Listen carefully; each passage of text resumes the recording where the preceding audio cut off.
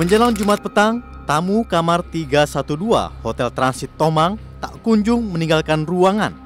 Lantaran melewati batas waktu check out, dua petugas hotel pun datang. Suhaimi, supervisor, ditemani Budi Cahyono, staf housekeeping, menyambangi. Housekeeping, maaf Bu, kami mau menanyakan hari ini Ibu lanjut atau check out ya Bu? Ada jawaban.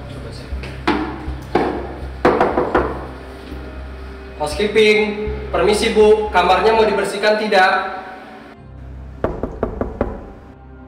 Selamat siang, Ibu. Tidak ada jawaban Pak. Mungkin tamunya sedang tidur Pak Suhaimi, makanya tidak dengar. Nggak mungkin Bu, karena kita udah ngegejar sekeras ini Bu. Saya takut di dalam terjadi sesuatu. Mendingan saya buka aja pakai kunci cadangan deh.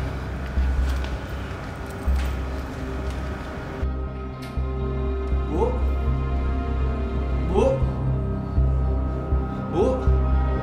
Bu? Bu? Astaga! Astagfirullahaladzim! Pak, Bud, gimana ini Pak? Kita lapor polisi Bud! Ya Bu, ayo Pak. Penemuan sesosok mayat wanita bersimbah darah di atas ranjang kamar 312 Hotel Transit Tomang menyulut perkara. Korban dalam posisi telungkup, tangan terikat dan bantal menutup kepala. Ngerinya, di leher korban ada jejak segaris luka menganga. Penyelidik memperoleh identitas korban bernama Martini alias Chung Chingxian. Usianya 36 tahun, seperti tertera di KTP korban. Polisi memastikan kematian janda beranak satu itu jelas murni pembunuhan. Namun soal motif pembunuhan, penyidik belum mengarah pada kesimpulan. Apalagi mengarah pada dugaan perampokan, sebab harta benda korban masih utuh ditemukan. Mobil minibus korban yang masih terparkir di halaman langsung dipagari garis polisi untuk kepentingan penyelidikan. Kapan terakhir Anda melihat korban? Tadi malam Pak. Apakah Anda tahu dengan siapa korban masuk ke dalam kamar? Beliau datang sendiri Pak. Kemudian berselang beberapa jam ada laki-laki lain yang masuk kamar ini. Baik, terima kasih atas informasi. Sama-sama Pak.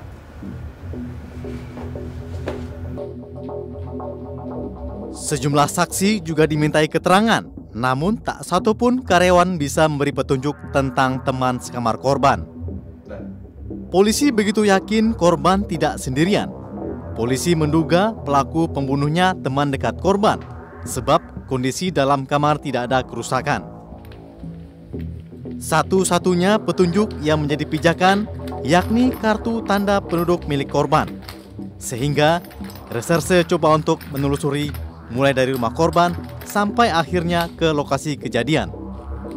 Alamat yang tertera Jalan Sawah Lio nomor 4, Kelurahan Jembatan 5, Kecamatan Tambora, Jakarta Barat. Dengan KTP ini, kita bisa telusuri terduga pelaku. Ayo, sekarang kita ke rumah korban. Mungkin kita bisa dapat petunjuk dari orang-orang terdekat korban. Siap, setuju. Ayo kita berangkat. Ayo.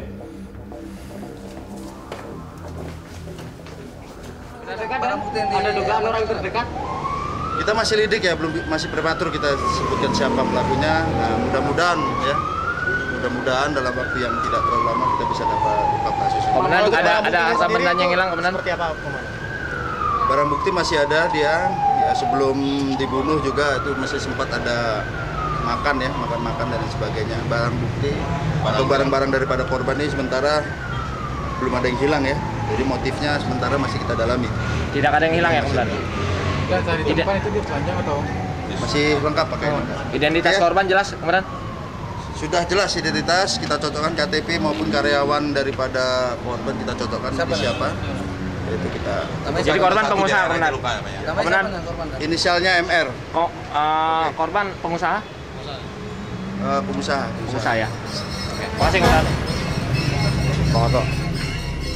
Berdasarkan visum et repertum ahli forensik Rumah Sakit Cipto Mangunkusumo, Dr. Zulhasmar Samsu, didapat kesimpulan bahwa sebab kematian ialah akibat gorokan pada leher korban yang memutus pembuluh darah sehingga menimbulkan pendarahan.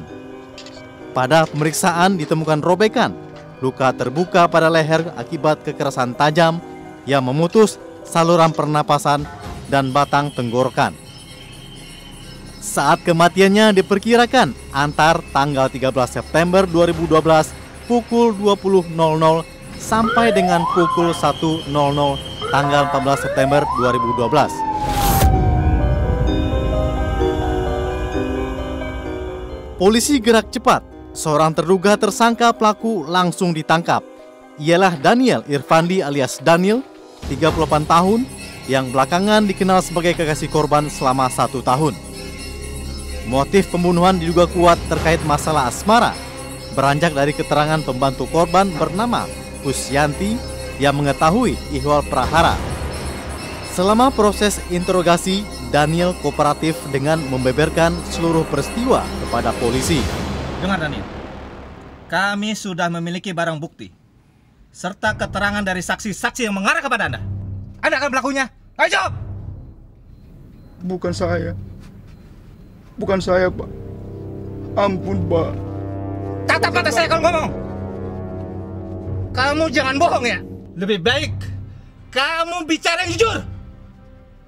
Memang bukan saya pelakunya, Pak. Tapi Datuk, Pak. Apa? Datuk? Siapa dia? Di mana rumahnya? Dia paranormal, Pak. Dia tinggal di sebelah Bogor, Pak. Kamu tahu lokasi rumahnya? Iya, saya tahu, Pak. Kalau begitu kamu tunjukkan rumahnya. Kita berangkat sekarang. Nama panggilan Datuk alias Isa Ahmadi langsung disebut oleh Daniel saat diinterogasi polisi setelah Daniel berulang kali membantah bukan pembunuh Martini. Dari Tambora, Jakarta Barat, polisi melanjutkan perjalanan ke Kampung Lumbung di Kelurahan Semplak Barat, Kecamatan Kemang, Kabupaten Bogor, Jawa Barat.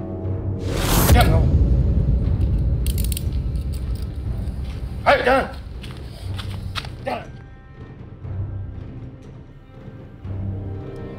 Datuk ditangkap polisi hari Sabtu 15 September 2012 sekitar pukul 4:30 menjelang pagi.